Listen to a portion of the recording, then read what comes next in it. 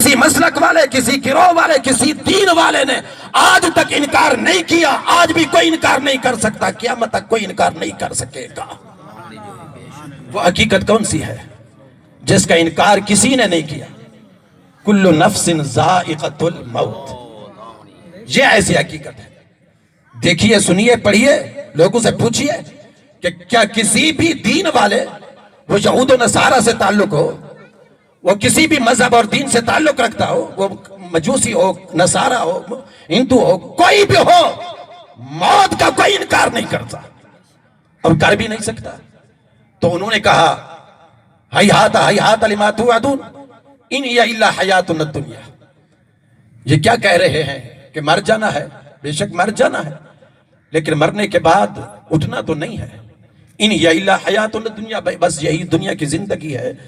وما نحن بمبعوثین، جب ہم مر جائیں گے تو مرنے کے بعد ہم نہیں اٹھیں گے۔ پھر دلیل پیش کرتے اس پہ، اپنے وہ دلائل پیش کیا کرتے، اپنے تصورات ان کے سامنے رکھتے، اپنا جو ان کا ایک ہوتا ہے کنسپٹ وہ کلیئر کر کے ان کے سامنے رکھنے کی کوشش کرتے، اور یہ کہتے کہ جب مر جانا ہے، مٹی میں مل جانا ہے، اور ہمارے یہ جسم کے جو اجزاء ہوں گے وہ تو ہوائیں اڑا کے لے جائیں گے، فضاؤں کے اندر تحلیل ہو جائیں گے یہ ذرات،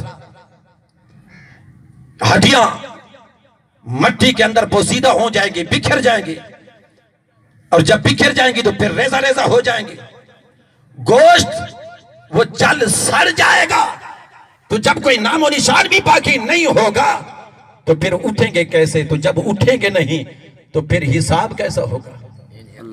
تو جب حساب ہی نہیں ہوگا تو پھر اس دنیا کی اس چند روزہ زندگی میں ڈر ڈر کر زندگی کا ایک ایک لمحہ لرزتے ہوئے، کانپتے ہوئے، ڈرتے ہوئے، خوف کے ساتھ اس عالم میں گزارنے کی کیا ضرورت ہے؟ چند دن کی یہ زندگی ہے، بس یہی زندگی ہے، انجوائے کرو، خوب مزے اڑاؤ، عیش و عشرت کرو۔ وَمَا نَحْنُ بِمَبْعُوثِينَ، جب زندہ ہو کر اٹھنا ہی نہیں ہے تو پھر حساب کیسا؟ تو جب حساب کا کوئی تصور نہیں ہے ان کے ذہنوں کے اندر تو پھر ڈر ڈر کر قدم قدم پر زندگی گزارنے کی ضرورت ہی کیا ہے؟ یہ رب نے نعمتیں دی ہیں، بس خوب مزے اڑا کر کھاؤ، استعمال کرو، اور زندگی کے یہ چند لمحات گزارو ایسے۔ کوئی جواب نہیں دینا۔ یہ ان کے اس وقت ایک طرح کی سوچ تھی، جو سوچ آج عملی طور پر میں کہہ رہا ہوں، نظریاتی طور پر میں نہیں کہہ رہا۔ سارے مسلمان ہیں، مومن ہیں، آخرت پر یقین رکھنے والے، لیکن عملی طور پر ہم اتنا پیچھے جا چکے کہ گویا کہ ایسی ہی سوچ ہمارے دل و دماغ کے اندر ایک پیوست ہو چکی ہے جو نکل بھی نہیں رہی۔ وَمَا نَحْنُ بِمَبْعُوثِينَ، جب اٹھیں گے نہیں تو حساب کیسا ہوگا؟ اچھا، یہ ٹائم کم ہے اور انشاءاللہ میں ایک وضاحت بھی کر دوں کہ 9 بجے کا اعلان تھا پہلے، لیکن ساتھ ہی ایک دوسری کلخانی تھی، انہوں نے آ کر بھائی نیاز خان صاحب سے ریکویسٹ کی کہ ایک ہی ٹائم دونوں کلخانیوں کا نہیں رکھا جا سکتا، تو لہٰذا آپ تھوڑا سا ٹائم بڑھا دیں۔ تو چونکہ یہ کر چکے تھے، میسج وغیرہ کر چکے تھے، اطلاع یابیاں ہو چکی تھی، تو لہٰذا آپ حضرات کے ذہن میں ہو کہ انشاءاللہ رائٹ 9:30 بجے ختم شریف پڑھ دیا جائے گا۔ اس وقت یہ چند گزارشات میں پیش کر رہا ہوں، ایک سمجھانے کے انداز میں، افہام و تفہیم کے انداز میں۔ تاجدار کائنات امام الانبیاء رحمت للعالمین شفیع المذنبین، سب کا یہ صلی اللہ علیہ وسلم۔ اسی طرح حضور علیہ السلام بھی آخرت کی فکر کے بارے میں اپنی قوم، اپنی امت، اپنے غلاموں کے اندر، اور اس وقت جو لوگ تھے انہیں جمع کر کے حضور اسی طرح کا ارشادات فرما رہے ہیں، خطاب فرما رہے ہیں۔ لیکن ایک مشرک شخص ہے، مشرک اور بدبخت گستاخ قسم کا، دوڑ کر سامنے آ گیا۔ حضور علیہ السلام اس طرح کی تبلیغ فرما رہے ہیں اور آخرت کے بارے میں سمجھا رہے ہیں۔ اس نے کیا کیا کہ قبر میں کے پاس گیا، اس کو کھودا، اس میں سے ایک ہڈی اس نے نکال کر حضور کی بارگاہ میں آ گیا، اور آ کر اسی بوسیدہ پرانی ٹوٹی پھوٹی ہڈی کو اس نے پھر حضور کے سامنے، سرکار دو عالم کے سامنے یوں توڑا۔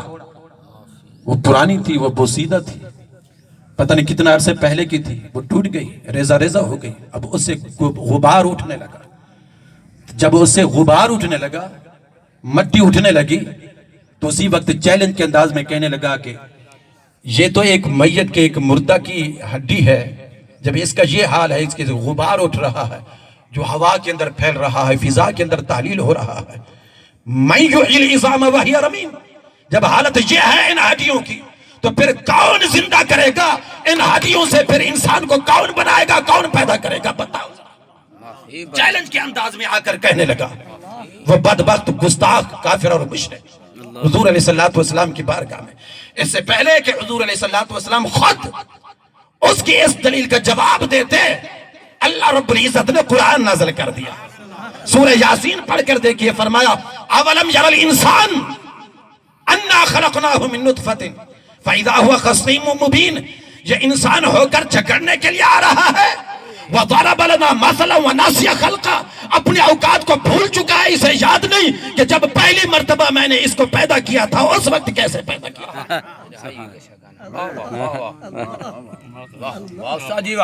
اولم یر الانسان انا خلقناہ من نطفۃ، جب میں نے نطفہ سے پیدا کیا، ان ناپاک قطرہ سے پیدا کیا، ایک غلیظ بوند سے پیدا کیا، اس کو اتنی اپنی وہی اوقات حیثیت بھی یاد نہیں رہی، یہ بھول چکا ہے اپنا وہ پہلے والا سٹیٹس، اور یاد نہیں رہا اس کو اپنے اوقات، اور جھگڑتا ہے، آ کر چیلنج کرتا ہے اور آخرت کا انکار کرتا ہے۔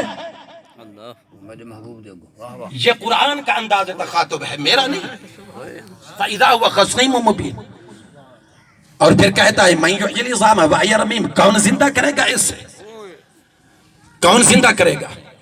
تو اللہ رب العزت نے خود جواب دیا، میرے محبوب صلی اللہ علیہ وسلم اس بدبخت کو سمجھا دے اور اسے کہہ دے قل یحییھا الذی انشأھا اول مرہ، اس ذات کو نہیں دیکھتے وہ جو قادر اور قیوم ذات ہے جس نے پہلے پیدا کیا تھا، انشأھا اول مرہ، جب پہلی مرتبہ اس نے پہلے پیدا کیا تھا اس وقت تو یہ ہڈی بھی نہیں تھی، گوشت بھی نہیں تھا، خون بھی نہیں تھا، کچھ بھی نہیں تھا، جب کچھ نہیں تھا تو اس نے پیدا کر لیا۔ اب تو ہڈی بھی ہے، اس کے ذرات بھی ہیں، بے شک اچھا ہواؤں میں تعلیل ہو چکے، فضاؤں میں جا چکے، لیکن کیا اسے اس بات کا علم نہیں کہ ان ہواؤں کا مالک کون ہے؟ کیا اسے اس بات کی خبر نہیں؟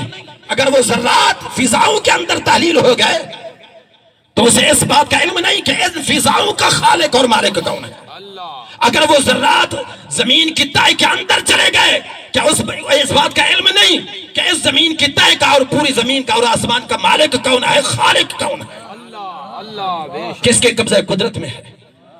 اس کی راکھ سمندروں کے اندر چلی گئی، اب بڑھ گئی، اب اس کا کوئی وجود نہیں، نام و نشان باقی نہیں رہا۔ فرمایا اس سے ذرا یہ تو پوچھو کہ ان سمندروں کا خالق اور مالک کون ہے؟ یہ ساری کائنات کا ذرہ ذرہ کس کے قبضہ قدرت میں ہے؟ تو جس کے قبضہ قدرت میں ہے تو وہ انہی ہواؤں کے ذریعے، انہی فضاؤں کے ذریعے، انہی زمین کی تہوں کے ذریعے، انہی سمندروں میں سے اللہ رب العزت نکال کر ایک مقام پر جمع کر دے گا، انشأھا اول مرہ، اور پھر انسان بنا کر پہلے کی طرح وہ زندہ کر کے قبروں میں سے وہ اٹھا دے گا۔ سبحان اللہ، بے شک اٹھا دے گا۔ اس بات پر یقین نہیں؟ یہ تو اللہ رب العزت کا ایک سمجھانے کا انداز دیکھیے، وقت نہیں ہے، میں نے معروضات کو ختم کرنا ہے۔ سورہ واقعہ کبھی پڑھیں۔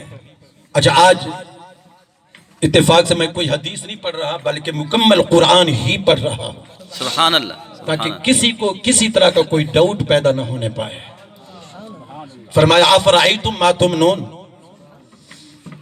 یہ انسان جب پیدا ہوتا ہے تم کیا سمجھتے ہو کہ تمہارا ایک عمل ہے، عمل مباشرت، عمل زوجیت، میاں بیوی کا آپس میں ایک تعلق، کیا فقط اسی کی وجہ سے ہی انسان پیدا ہو جاتا ہے؟ فرمایا نہیں۔ افرأیتم ما تمنون اانتم تخلقونہ ام نحن الخالقون، یہ قدرتی اس ملاپ اور اس فطری ملاپ اس کے ذریعے سے فقط یوں سمجھو کہ اس کے ذریعے ہی پیدائش ہوتی ہے، تو میرا خیال ہے تو پھر کوئی بھی شادی شدہ شخص کبھی بھی بے اولاد نہ ہوتا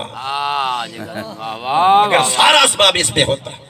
لیکن او یزوجہم ذکرانا و اناسا ویجعل من یشاء عقیما، جس کو چاہے بیٹے دے، بیٹیاں دے، بے اولاد کر دے، یا اولاد سے نواز دے، یہ تو میرے رب کی مرضی ہو، اس کی قدرت ہے۔ فرمایا اَأَنْتُمْ تَخْلُقُونَهُ أَمْ نَحْنُ الْخَالِقُونَ، کیا کبھی تم نے غور کیا تم پیدا کرنے والے نہیں ہیں اپنی اولاد کو یا انسان کو، بلکہ ہم ہیں خالق، ہم ہیں خالق۔ اور جہاں بھی انسان کی تخلیق کا اور تخلیق کے مراحل کا ذکر کیا نا، تو یہ سائنس کی تعلیم رکھنے والے بھی بیٹھے ہیں، یہ جتنے بھی مراحل ہیں اس کے اندر، کہ پہلے نطفہ تھا، پھر نطفہ سے پھر خون بنایا، خون سے پھر علقہ بنایا، ثم خلقنا النطفة علقة فخلقنا العلقة مضغة فخلقنا المضغة عظاما فكسونا العظام لحما، نطفہ سے خون، خون سے جمع ہوا خون، پھر جمع ہوئے خون سے پھر لوتھڑا، پھر اس لوتھڑے کو شکل دی، اس کو گوشت بنایا، بوٹی بنائی، پھر فکسونا العظام لحما، ہڈیوں کے اوپر پہنا دیا، ثم انشأناه خلقا آخر، پھر روح ڈال کر زندہ کر کے پھر اٹھا دیا۔ ہر جگہ پر اللہ رب العزت نے اس بات کی نسبت اپنی ذات کی طرف کی اور فرمایا اَأَنْتُمْ تَخْلُقُونَهُ أَمْ نَحْنُ الْخَالِقُونَ، ہم پیدا کرنا۔ سبحان اللہ۔